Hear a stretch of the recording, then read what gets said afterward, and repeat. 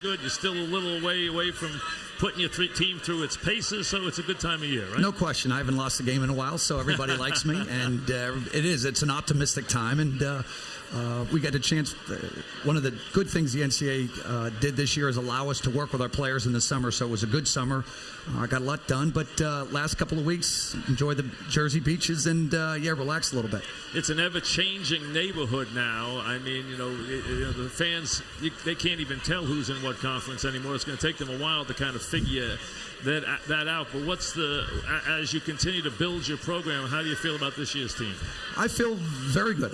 Again, being the third youngest team in the country last year and having we had 4 top 30 wins with, babies. And so the process and the direction is where we want it to be. Adding a McDonald's All-American, Wally Judge coming back, and another junior college recruit. So things are looking up, and it's the process. I know you've heard that, and it's kind of coach speak, but you have to let them grow up, and that's what happens in the Big East. No questions. We've watched programs grow up many, many times through the years. There's an old proverb, may you live in interesting times. For an AD, this is a very interesting time, especially for a school that plays football. It's a bizarre time. You've been in the middle of it. Yep. You were mentioned as a candidate for very big jobs. You decided to stay at Rutgers. Was that a tough decision? Not at all. I never thought, Mike, I'd end up in an AD job ever. Haven't worked in TV and radio and done all that stuff, but these are hard jobs. I mean, people need to understand is you don't really understand the depth and the stuff you have to deal with on a campus till you get there.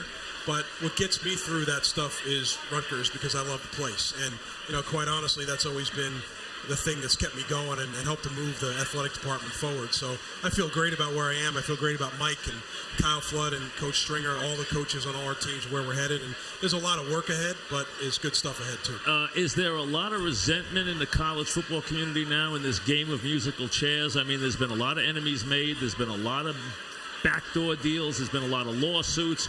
There's been a lot of craziness as everyone runs for the money and for the playoff money. What would you say about the college football situation right now? Yeah, it's been, I built my career on relationships, and relationships have never been more strained than they are right now in college sports. But, to me, and I think it's probably the way I was raised, conference expansion is the godfather. Like, it's business, not personal. Everybody needs to try to figure out how to do what's best for their institution, but not necessarily assume what you do that's best for you might be the best for somebody else. So it's all about selling your assets, making sure you're well positioned, but in the end, you have to be loyal to where you are and try to build it, but in the end, you have to do what's best for your institution. You have a new football coach for the first time in a long time. As everyone probably knows, the longtime coach is now the head coach of the Tampa Bay team in the NFL. What's your thoughts about your football program? Things are really good. The transition under Kyle Flood, the continuity was even better than I expected.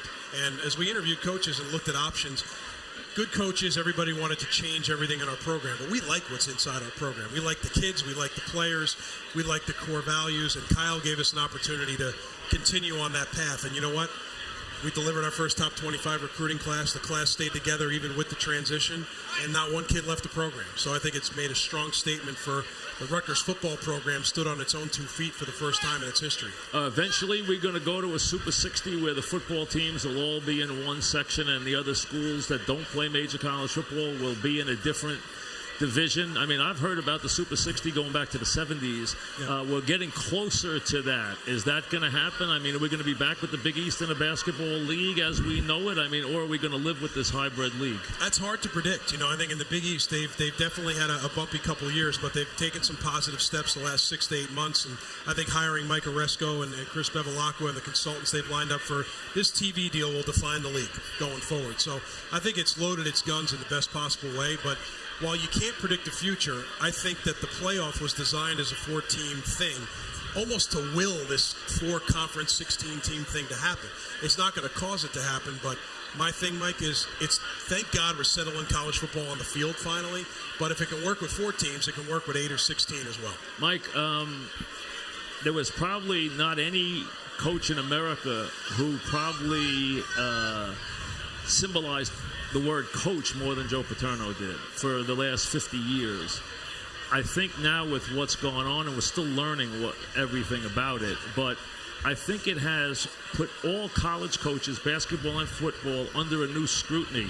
What did you take from just as a coach on the college level watching something like that unfold.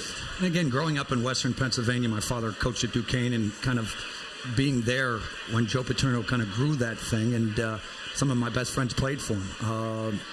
Yeah, it's just you have to be aware of what's going on in your program, and if something is going wrong, you're going to have to take it. You have to take maybe a couple of days of bad press, but it has to get out there. And it's unfortunate because he has done so many things well, not only for Penn State, for countless number of student athletes, but when something like that happens, it just shows you have to come clean. Now, this is the most extreme case and the most probably unusual case and vile case we may ever see, Tim. But do you think it's changed the way universities go about their business? I don't think there's any question about it. And the hardest thing about the job as an administrator is we have 600-something student athletes, 24 sports, all these coaches. I mean, even the coaches can't be with the kid every single minute of every single day. But I think what the most important thing is people say to me all the time, what's the job? Is it fundraising? Is it deal making? It's all that stuff. But the main part of the job is to create the right environment around student athletes, because if the environment's good, things will get better. They'll be happier, they'll work harder, they'll win more. But at times like that, there's only one option. It's to step out and explain the problem, deal with the problem, have consequences for the problem, and make clear that there's a system in place to deal with every problem, no matter what it is. Mike, the coaching in the Big East from a basketball standpoint is an amazing thing for a young upcoming coach. You are coaching against monuments. You're coaching against icons. You're coaching against guys who basically have wings in the Hall of Fame. They're Hall of Famers. They have 800 wins. They have multiple champions. I mean, you go against guys that are icons. That's an interesting thing for a young coach, isn't it? Especially growing up. My sisters went to Syracuse, growing up a Big East fan, growing up watching the same guys you're going head-to-head with every night, and you have to embrace that. My program, Rutgers program right now, is again, fighting, scratch, and clawing. It's not easy because those guys aren't necessarily taking the day off. No, they don't back off, right? They don't back off. They want to keep there. They want to keep on the pedestal, and so we're getting there. We've done some damage against some of those top 20 teams, and we'll continue to do that. And how's business for the Rutgers team? Is the support there? I mean, you've expanded. You've got a bigger stadium at home. You've got a lot more commitments. I mean, is the program on pace to do what you want to do with it?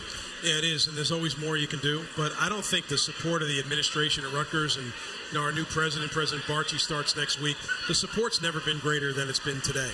And I think it's all about one thing, Mike, the Penn State thing you pointed to. But if you can do it in a responsible way, like our greatest asset at Rutgers, forget about New York. We deliver New York and the AAU and all that is, we're running a high-integrity program focused on kids getting competition in the classroom as much as on the field. The administrative support is there, and that is such a critical thing of being able to move an athletic department forward. Well, listen, good luck, Tim. Good to Thanks, see you. Mike. Coach, I appreciate it. Mike, thanks for partner. stopping by very much. Mike Rice, the head basketball coach, Tim Pernetti, the AD. A lot more to do here as we approach 4. We'll hear from the Mink Man quickly, then we'll come back and chat with the guys. The Smithereens will sit down and chat right after this.